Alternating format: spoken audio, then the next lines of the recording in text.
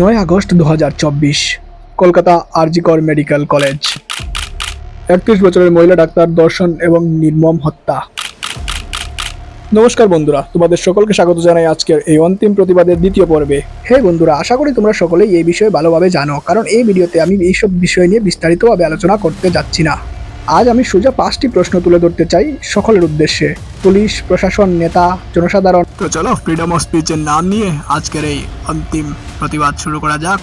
আমার প্রথম প্রশ্ন, কেন ভারতে পরপর এত বড় বড় অপরাধ ঘটে চলেছে? গ্লোবাল পিস ইন্ডেক্স অনুযায়ী ভারতের স্থান 163টি দেশের মধ্যে 116।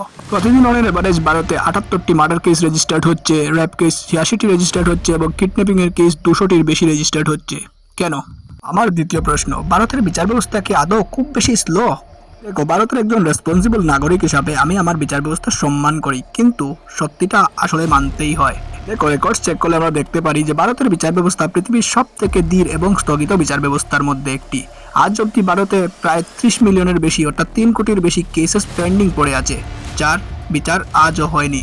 এবার আমার তৃতীয় প্রশ্ন, ভারতে অপরাধীরা অপরাধ করার আগে ভারতের লিগ্যাল সিস্টেম কি ভয় পায় না কেন? দেখো, এমন অনেক অভিযোগ রয়েছে যেখানে আজও বলা হয় যে ভারতে এমনও অনেক অপরাধী রয়েছে যারা অপরাধ করার পর ভয় পায়ই না, কারণ তাদের পিছনে হয়তো কোনো নোংরা রাজনৈতিক দলের নেতা অথবা কোনো বড় গভর্নমেন্ট অফিসার তাদের সাপোর্ট করে থাকে। আমার চতুর্থ প্রশ্ন, আসলে কি ওইসব বড় বড় অপরাধের পিছনে নোংরা রাজনীতি জড়িত নয়?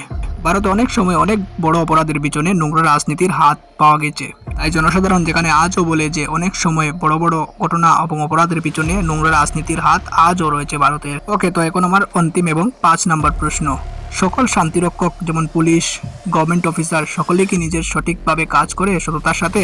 দেখো, এ বিষয়ে আমিও একটু খোলাখুলি বলতে চাই। আসলেই এটা সত্যি নয়, কারণ অনেক সময় পুলিশ, গভর্নমেন্ট অফিসার এবং অনেক বড় বড় শক্তিশালী নেতারা নিজের কাজ সঠিকভাবে করে না, কারণ তারা টাকা পয়সা এবং পাওয়ারের লোভে অন্ধ হয়ে গিয়ে সাধারণ মানুষের উপরই অত্যাচার, শোষণ এবং নিপীড়ন করে থাকে। আর এইসব প্রশ্নগুলো করার পিছনে একটাই প্রশ্ন রয়েছে, কেন? কেন আসলে এই প্রশ্নগুলো আজও মানুষের মনে উঠছে? কেন এই প্রশ্নের সঠিক জবাব এবং সলিউশন আজ দুটোটাই নেই?